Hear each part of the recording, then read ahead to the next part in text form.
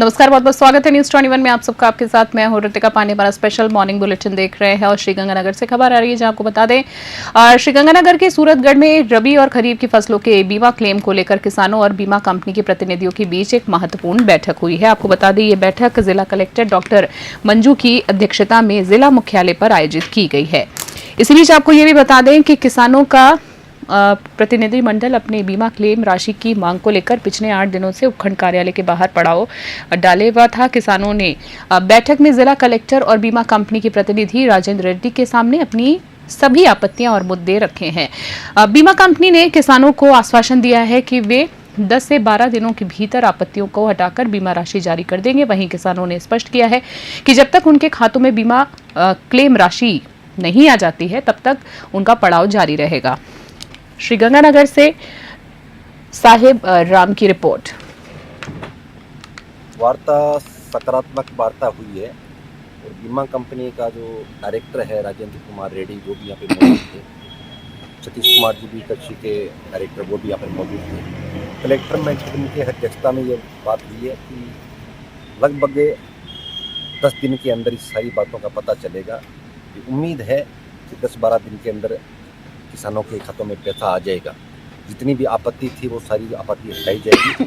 लेकिन हमने साफ कहा है कि हमारा आंदोलन है वो जारी रहेगा जब तक किसानों के खातों में पैसा नहीं आ जाता। लेकिन आज की वार्ता से उम्मीद बंदी है कि बीमा कंपनी को बहुत जल्दी पैसा डालना पड़ेगा।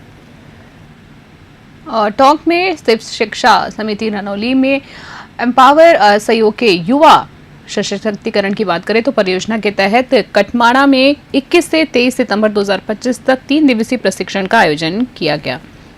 इस प्रशिक्षण का मुख्य उद्देश्य किशोर किशोरियों को जीवन कौशल शिक्षा के प्रति जागरूक करना और उन्हें जीवन में सही निर्णय लेने और तैयार करना था। परियोजना अधिकारी पूनम जोनवाल ने बताया है कि अरनिया, केदार, हथौना, देवली और मंडावर पंचायत से चुने गए किशोर किशोरियों को चर्चा लीडर के रूप में प्रशिक्षित किया गया है। इस 3 दिवसीय प्रशिक्षण में उन्हें विभिन्न महत्वपूर्ण विषयों पर जानकारी दी गई है। टॉक से ब्रिजेश परिडवाल की रिपोर्ट। उदयपुर से खबर। उदयपुर जिला कलेक्टर नमित मेहता ने मंगलवार को नगर निगम परिसर में चल रहे शहरी सेवा शिविर का निरीक्षण किया है। इसी बीच आपको बता दें शिविर में वार्ड संख्या 35, 36, 37, 48 और 49 के नागरिकों को विभिन्न सरकारी सेवाएं उपलब्ध कराई जा रही हैं। जिला कलेक्टर ने शिविर में लगाई गई विभिन्न विभागों की स्टॉल्स का जायजा लिया और अधिकारियों को नागरिकों को बेहतर सेवाएं प्रदान करने के निर्देश दिए हैं। इस दौरान नगर निगम आयुक्त अभिषेक खन्ना सहित अन्य अधिकारी भी मौजूद थे। उदयपुर से ब्यूरो रिपोर्ट। मामले से खबर देख रहे हैं राजस्थान शिक्षक संघ राष्ट्रीय टीएसपी यानी जनजातीय उपयोजना क्षेत्र और नॉन टीएसपी क्षेत्रों में समायोजित या वांछित शिक्षकों के लिए उनके गृह जिलों में पदस्थापना की मांग की है। ये मांग मावली में 23 सितंबर को आयोजित एक शिक्षक सम्मेलन में प्रमुखता से उठाई गई है। सम्मेलन के मुख्य अतिथि प्रदेशाध्यक्ष रमेश चंद्र पुष्करना रहे। वहीं बता दें संयोजक पुरुषोत्तम शर्मा और रमेश थोरी ने इस मुद्दे पर विस्तार से बात की है। प्रदेशाध्यक्ष रमेश चंद्र पुष्करना ने सरकार से तृतीय श्रेणी सहित सभी संवर्गों के संस्थानांतरण शीघ्र करने हेतु पुरजोर मांग की है। उन्होंने शिक्षकों को गैर शिक्षक कार्यों से मुक्त रखने और शिक्षक पात्रता परीक्षा की अनियमितता को हटाने की मांग की है और समर्थन किया है। आपको बता दें सम्मेलन में कुक कम हेल्पर का मानदेय बढ़ाने और संस्कृत शिक्षा में भी समायोजन जैसे अन्य मुद्दों पर भी चर्चा की गई। सम्मेलन में उदयपुर, राजसमंद, प्रतापगढ़, चित्तौड़गढ़ और बांसवाड़ा जिलों के सैकड़ों शिक्षक भी उपस्थित थे। मावली से मनीष दाधिज की रिपोर्ट। राजसमंद से खबर। उप मुख्यमंत्री दिया कुमारी अपने नाथद्वारा के दौरे के दौरान राजसमंद पहुंची और उन्होंने ऐतिहासिक राजसमंद झील की नौचौकी पाल का निरीक्षण किया है। इस बीच आपको बता दें कि झील को पानी से लबालब भरा देकर वो काफी प्रभावित हुई हैं। साथ ही साथ एशिया की दूसरी सबसे बड़ी मीठे पानी की कृत्रिम झील राजसमंद से लबालब भरने पर भाजपा कार्यकर्ताओं के आग्रह पर वे झील पहुंची थी। साथ ही साथ झील पर अंधेरा देखकर उप मुख्यमंत्री ने अधिकारियों को आकर्षक लाइटिंग लगवाने का प्रस्ताव बनाने के निर्देश दिए हैं। इस दौरान उनके साथ पूर्व विधायक वंशीलाल खटीक, भाजपा जिला अध्यक्ष जगदीश पालीवाल, भाजपा जिला कार्यकारिणी पदाधिकारी और कार्यकर्ता भी मौजूद थे। थोड़ी देर झील पर रुकने के बाद उप मुख्यमंत्री सड़क मार्ग से नाथद्वारा के लिए रवाना हो गई। राजसमंद से ब्यूरो रिपोर्ट।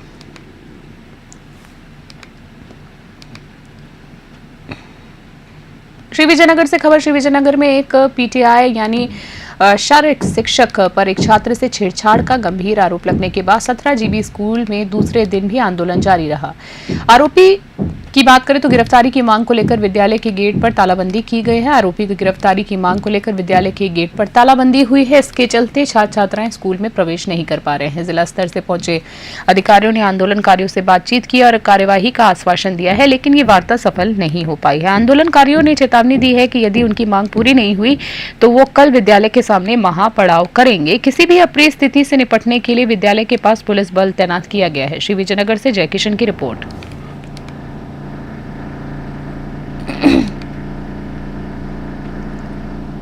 कोटा से खबर देख रहे हैं। कोटा में कुन्हाड़ी थाना क्षेत्र के बेंचमार्क इलाके में थार जीप से स्टंट करने वाले खतरनाक वीडियो का सामना हुआ है। जी आपको बता दें, सामने आया है एक वीडियो खतरनाक, जिसमें स्टंट के दौरान तेज रफ्तार में घूम रही जीप अचानक असंतुलित होकर पलट गई। विजुअल में देख सकते हैं हम, जैसे खुले मैदान में कुछ युवक तेज रफ्तार से गाड़ी घुमाकर स्टंट कर रहे थे, तभी गाड़ी पलट गई। गाड़ी में सवार 3-4 युवक किसी तरह बाहर निकलने में कामयाब रहे और गनीमत रही कि इस घटना में किसी को गंभीर चोटें नहीं आई हैं।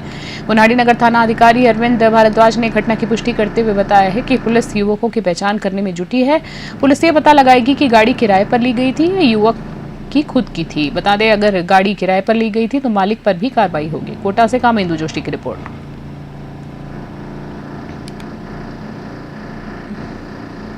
लूणकरणसर से खबर देख रहे हैं। बीकानेर में लूणकरणसर में Ramdev export farm check company ने तेजा भवन में एक किसान सम्मेलन और ट्रैक्टर डिलीवरी कार्यक्रम का आयोजन किया है। इस दौरान कंपनी ने अपनी नई प्रोमैक्स सीरीज के ट्रैक्टर लॉन्च किए हैं। कंपनी के कंट्री हेड कमलेश यादव ने किसानों और फार्म ट्रैक प्रोमैक्स सीरीज के बारे में जानकारी दी है। आपको बता दें, नई सीरीज करीबन 39 से 47 हॉर्स पावर एचपी कैटेगरी में उपलब्ध है। कंपनी का दावा है कि ये ट्रैक्टर अत्याधुनिक तकनीक से बनाए गए हैं, जो कम डीजल खपत के साथ बेहतरीन प्रदर्शन करेंगे। इस मौके पर 31 किसानों को नए ट्रैक्टर की चाबियां भी सौंपी गई हैं। वहीं डीलर मुकराम थरतवाल ने बताया है कि जीएसटी दरें कम होने से किसानों और ट्रैक्टर खरीदने में फायदा हुआ है। कंपनी के रीजनल मैनेजर गौरव मलिक, सेल्स मैनेजर अंकित सिंह और सर्विस मैनेजर अशोक कुमार भी कार्यक्रम में मौजूद थे। बीकानेर से लोकेश बोरा की रिपोर्ट।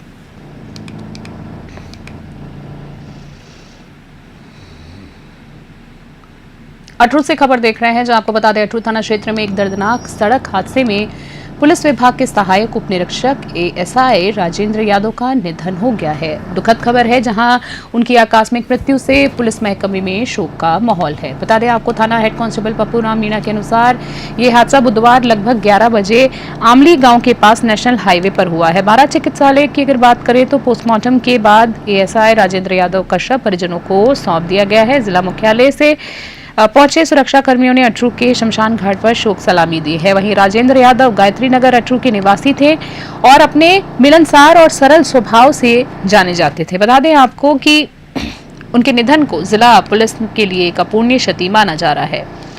अटरू से प्रदीप शर्मा की रिपोर्ट।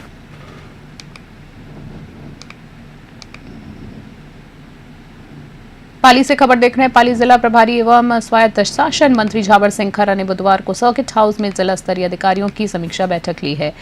उन्होंने निर्देश दिए हैं कि ग्रामीण और शहरी सेवा शिविरों का अधिकतम लाभ अंतिम छोर तक बैठे व्यक्ति को मिले। वहीं बैठक में विभिन्न विभागों की फ्लैगशिप योजनाओं, गिरदावरी, भूखंड आवंटन, मरम्मत कार्य, उर्वरक वितरण, साथ ही साथ अतिवृष्टि भुगतान, कुसुम योजना, स्वच्छ भारत मिशन, स्वामित्व योजना, मुख्यमंत्री स्वनिधि, चिकित्सा, शिक्षा, कृषि, बागवानी, जल संसाधन और सामाजिक न्याय विभाग की प्रगति पर चर्चा आवश्यक निर्देश दिए गए हैं। बता दें, चर्चा की गई है और इसके बाद इस अवसर पर मारवाड़ विधायक केसराम चौधरी और पाली विधायक भीमराज भाटी ने क्षेत्रीय मुद्दे रखे। पाली से ललित तिवारी की रिपोर्ट। अटरू से खबर देख रहे हैं। अटरू में विधायक राधेश्याम बैरवा ने प्रधानमंत्री नरेंद्र मोदी की बचत के उत्सव अभियान और नेक्स्ट जेन जीएसटी रिफॉर्म्स के लाभों को जनता तक पहुंचाने के उद्देश्य से एक संवाद कार्यक्रम आयोजित किया है। ये कार्यक्रम अटरू कृषि उपज मंडी में हुआ है, जिसमें कार्यकर्ताओं, पदाधिकारी और व्यापारियों ने भाग लिया है। विधायक बैरवा ने कहा है कि मोदी सरकार के आर्थिक सुधारों से उपभोक्ताओं और व्यापारियों दोनों को सीधे बचत का लाभ मिल रहा है, जो आत्मनिर्भर भारत की ओर एक महत्वपूर्ण कदम है। इस कार्यक्रम में मंडल अध्यक्ष पवन गंदौलिया, पूर्व मंडल अध्यक्ष अशोक मीणा, युवा मोर्चा जिला अध्यक्ष रोहित नागर समेत कई अन्य कार्यकर्ता और व्यापारी भी मौजूद थे। अटरू सहित पूरे 12 अटरू विधानसभा क्षेत्र में बचत के उत्सव को लेकर लोगों में काफी उत्साह देखा जा रहा है। अटरू से प्रदीप शर्मा की रिपोर्ट। तो हमारे सेवा पकौड़ा चल रहा है मोदी जी के जन्मदिवस पर। इसके अवसर पर मोदी जी ने हमारे जो आम जन को, किसान को, व्यापारी को जो राहत दी है, बहुत सारी चीज़ें हमारे अभी जो बैठक में जो बताई है हमारे एमएलए साहब ने, और जो हमारे जीएसटी के जो अधिकारी आए हुए थे, बहुत सारी चीज़ें जो 28% थी उसमें 18% हुई है, जो 18 थी वो 12 हुई है, जो 12 थी वो 5 हुई है, और बहुत सारी जो जैसे कैंसर की दवाई जो बहुत महंगी मिलती थी उसको निःशुल्क किया है। तो ऐसा सौगात हमारे माननीय मोदी जी ने इस सेवा पखवाड़े के दौरान, ये दीपावली का, दशहरा का, नवरात्रि का जो त्यौहार है इसके अवसर पर दिए। इसके लिए मैं माननीय मोदी जी को और माननीय मुख्यमंत्री भजन लाल शर्मा को बहुत बहुत बधाई देता हूँ। और कोटा से खबर देख रहे हैं, जहां आपको बता दें कोटा में आयोजित 132वें राष्ट्रीय दशहरा मेला के अंतर्गत श्री राम रंगमंच पर चल रही रामलीला के तीसरे दिन बुधवार को भगवान श्री राम के जन्म पर बाल लीलाओं का मंचन किया गया है। राघवेंद्र कला संस्था के कलाकारों ने अपनी अभिनय से दर्शकों को भावुक कर दिया और मंत्रमुग्ध भी कर दिया है। राजा दशरथ के संतान न होने की चिंता और ऋषि रिंगी द्वारा कराए गए पुत्रेष्टि यज्ञ का मंचन किया गया है। आपको बता दें कि ये दृश्य देख दर्शकों की आंखें नम हो गई। तीनों रानियों को फल खिलाने के बाद रानी कौशल्या ने श्री राम, रानी सुमित्रा ने लक्ष्मण और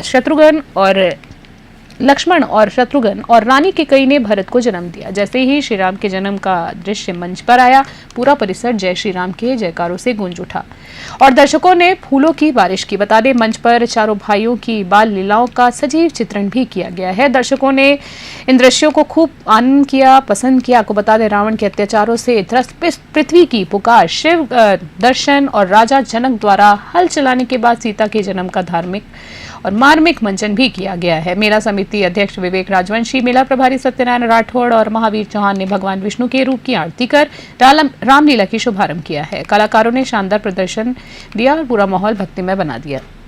कोटा से कामिंदु जोशी की विशेष रिपोर्ट।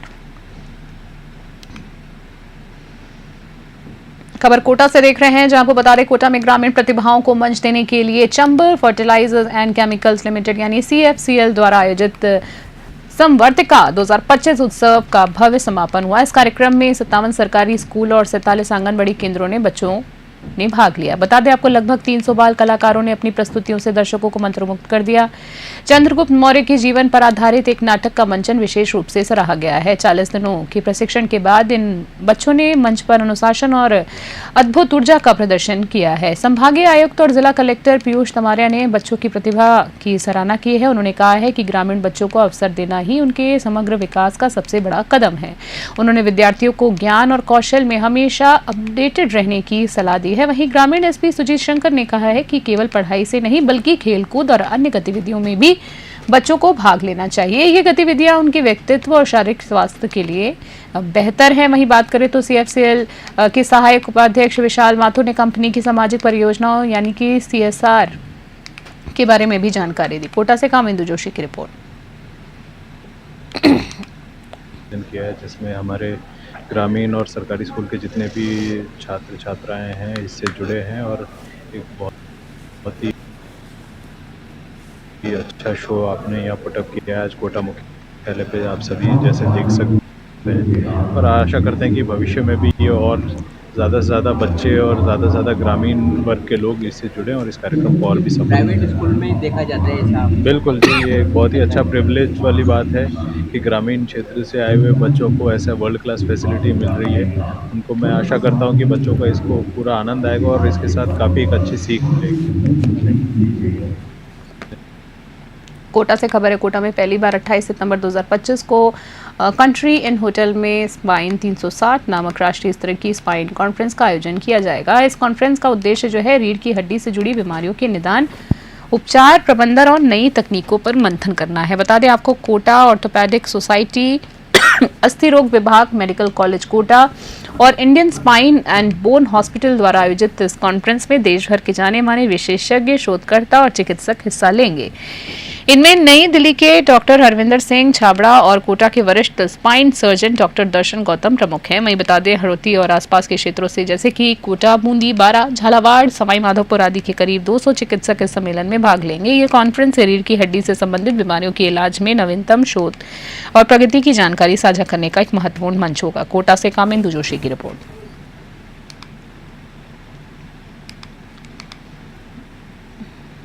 कोटा से खबर देख रहे हैं, जहां आपको बता दें कोटा विद्यालय में भारत सरकार के स्वच्छता ही सेवा 2025 अभियान के तहत स्वच्छता गतिविधियों और शपथ ग्रहण समारोह का आयोजन किया गया है। ये अभियान 17 सितंबर से 2 अक्टूबर तक 2025 तक चलेगा। आपको बता दें कुलगुरु प्रोफेसर भगवती प्रसाद सारस्वत के नेतृत्व में विश्वविद्यालय में नागार्जुन भवन और संस्कृति भवन में स्वच्छता अभियान चलाया गया है। अभियान के तहत अगर बात करें, विश्वविद्यालय की टीम खड़े गणेश जी मंदिर और रंगबाड़ी बालाजी मंदिर परिसर में भी सफाई अभियान चलाएगी। रजिस्ट्रार राजपाल सिंह और कुलपति के साथ सभी विद्यार्थियों, प्राध्यापकों और कर्मचारियों ने स्वच्छता बनाए रखने की शपथ दी। कोटा से कामिंदु जोशी की रिपोर्ट।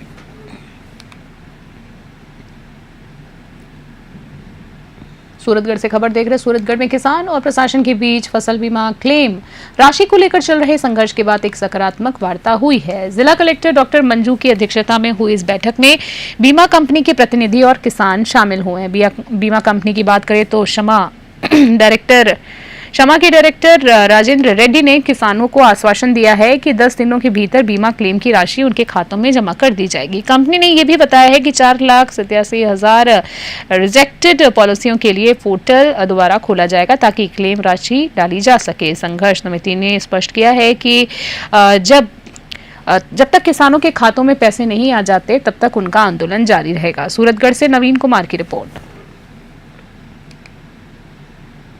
खबर जयपुर से देख रहे हैं। राजधानी जयपुर से खबर आ रही है। जवाहर सर्कल थाना पुलिस को एक बड़ी सफलता मिली है। जो आपको बता दें, पुलिस ने एक ऐसे गिरोह का पर्दाफाश किया है जो फर्जी ऑनलाइन एस्कॉर्ट सर्विस के नाम पर लोगों से मारपीट और लूटपाट करता था। जी हां, पुलिस ने इस मामले में सुमित और आकाश नामक 2 आरोपियों को गिरफ्तार कर लिया है। आरोपियों ने पूछताछ में बताया है कि वे गूगल और सोशल मीडिया पर एस्कॉर्ट सर्विस के विज्ञापन चलाते थे। वे ग्राहक से पहले एडवांस पैसे लेते थे, फिर उन्हें होटल के बाहर बुलाकर और अधिक पैसों की मांग करते थे। पुलिस टीम ने सीसीटीवी फुटेज और अपने मुखबिरों की मदद से आरोपियों की पहचान कर उन्हें गिरफ्तार कर लिया है। आरोपियों ने अन्य कई वारदातें भी कबूली है। वारदातों में शामिल होने की बात को भी कबूला है। जयपुर से अलीम खान की खास रिपोर्ट।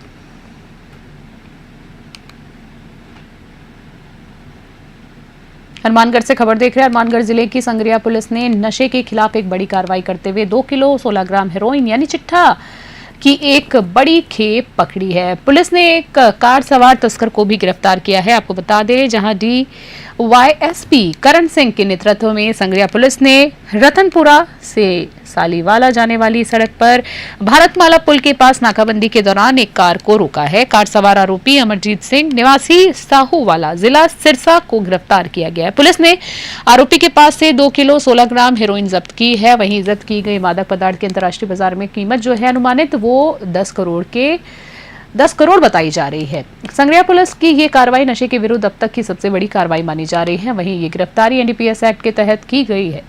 हनुमानगढ़ से लखविंदर की रिपोर्ट।